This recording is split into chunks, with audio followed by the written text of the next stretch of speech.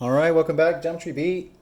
This is 9.4 of our textbook, combining sine, cosine, and tangent functions. Okay, so this is the last subsection of chapter 9. After this, we'll take a quiz. So allow this to be kind of like the do I understand the content chapter.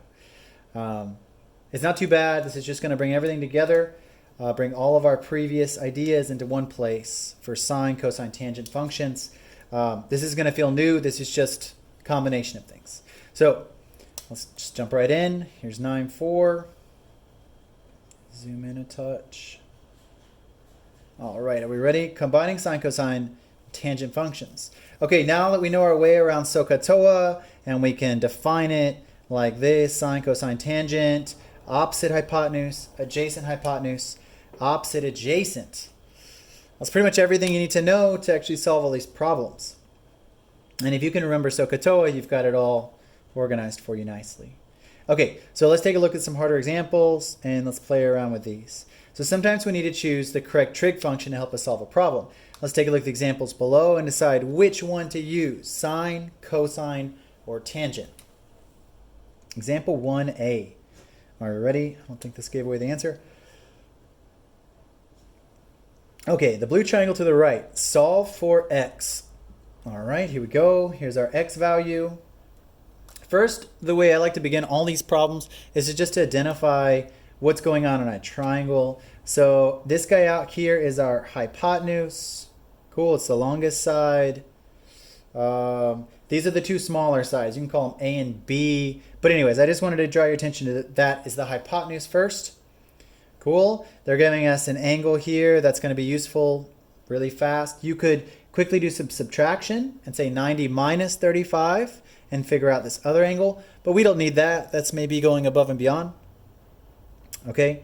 So it says solve for x. Let's do this quite simply. You ready? So which trig function would involve x and would be using this angle? Let's assume we're using this angle since they gave it to us. So now, if this is the hypotenuse, this would be what? Relative to that. So this angle right here, this side, x, would be the adjacent side relative to the 35-degree angle. And this side over here would be its opposite. Now, we don't know any information about its opposite side, but we do know that its close side, its adjacent side, is x. That's what we're trying to solve. And we do know its hypotenuse. So the two pieces of information we have is the adjacent side and the hypotenuse. So let's write that out somewhere. So let's say we have a over h.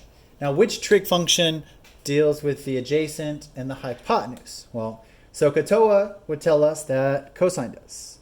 So cosine of theta is the adjacent over the hypotenuse.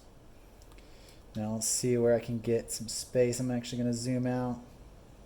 Scooch this over. Yeah, look at our space. Okay, now, based on the information we've been given, which looks like this, we can say the adjacent is, of course, x, and the hypotenuse is 10. Does everyone agree? Cool. And that's it. Now, we can replace this theta, because we actually know this angle is 35 degrees, with 35 degrees. Cool. So we have cosine of 35 degrees equals x over 10. Now, we're basically done. From this point on, you would just put this in a calculator.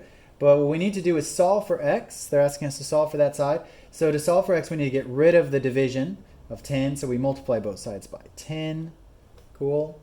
Cancel, cancel. And let's rewrite this nice and neatly. We get x equals 10 times the cosine of 35 degrees.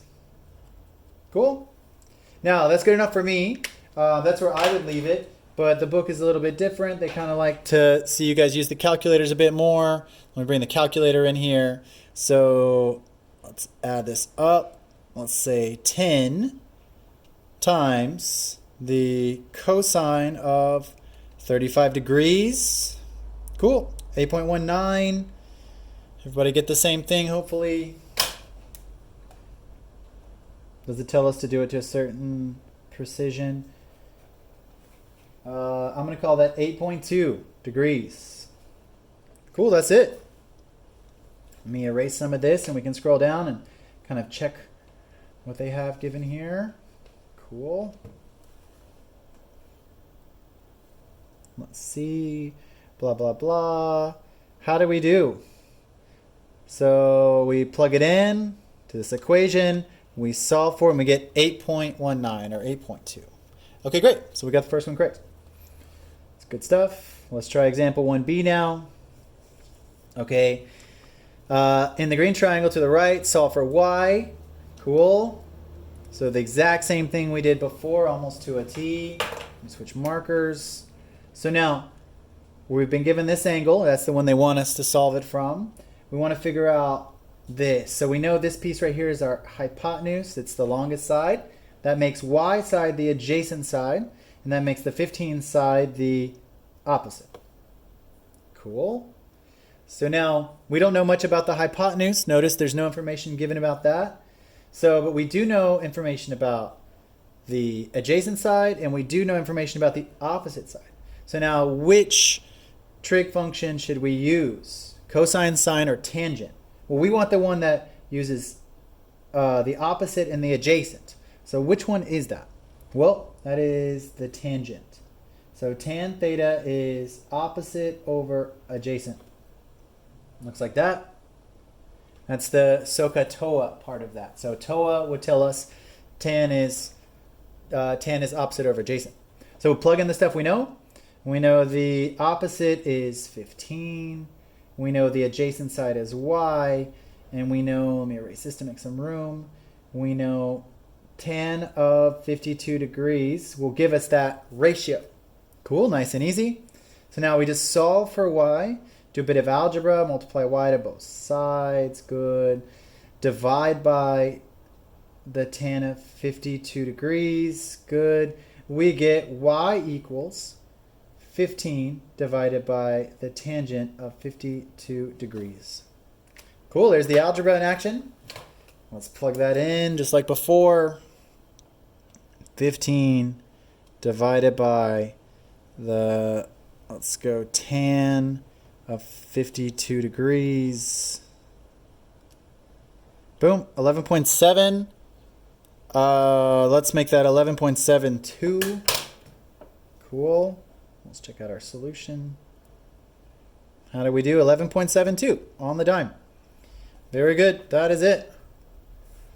Easy enough.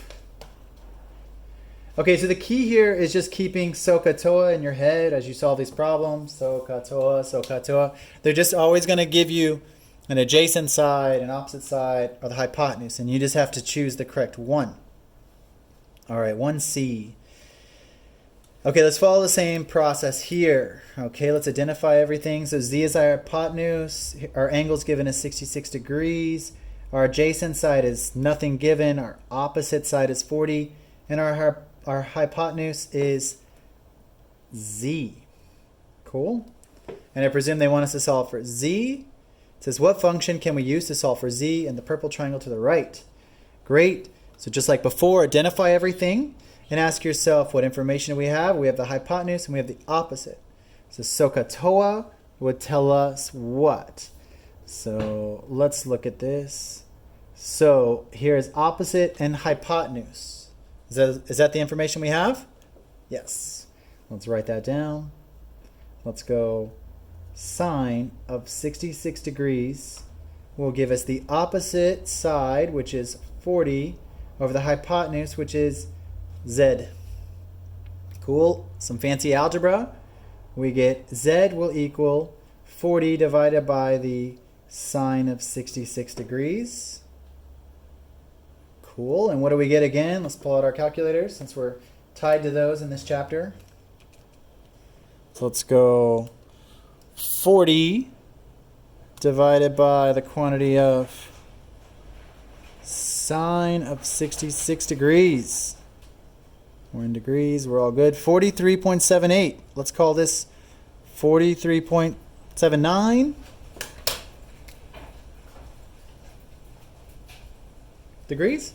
I don't know what they want us to round to. Let's take a look. Yeah, 43.79. Excellent. Okay. Not bad at all, right? Just kind of substituting values into problems, nothing too crazy just yet. And it may never get too hard, which is a good thing. Example 2, further trig application. So we ready? So now that we know our sine, cosine, tangent functions quite well, let's take a look at the problem that we've solved before, but solve this through a trig perspective. Now that we know what we're doing with our trig functions. So it looks like the orange triangle has an altitude given to us. It creates two 90-degree triangles, which is great for using trig functions. And it gives us the area of the triangle equation, which is 1/2 base times height. So something they don't say very clearly, but I can read it here. The base of the large triangle is 10. So the big triangle's base is 10. They kind of put it down here in a really funny way. So the whole base is 10, which means, as far as the area goes, 1/2